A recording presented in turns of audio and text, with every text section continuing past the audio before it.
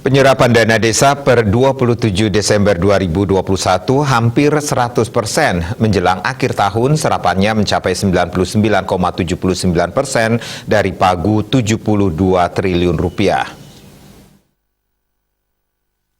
Hal itu disampaikan Kementerian Desa Pembangunan Daerah Tertinggal dan Transmigrasi Kemendes PDTT.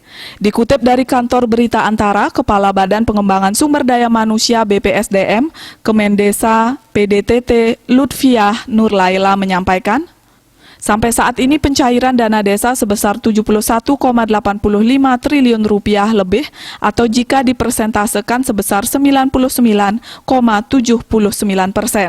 Ia menambahkan dana desa itu dicairkan kepada 74.926 desa atau 99,96% dari target sasaran 74.961 desa.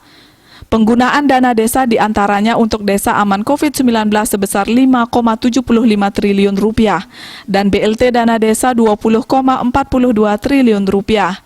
Selain itu, dana desa diperuntukkan bagi padat karya tunai desa PKTD sebesar 4,71 triliun rupiah dan kegiatan pembangunan desa di luar skema PKTD sebesar 41,13 triliun rupiah.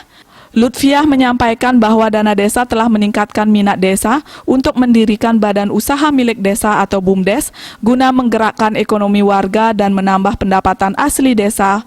Di samping itu, status badan hukum publik bagi BUMDes yang ditetapkan dalam Undang-Undang Cipta Kerja turut menggairahkan pembentukan BUMDes pada tahun ini. Bali Pos melaporkan.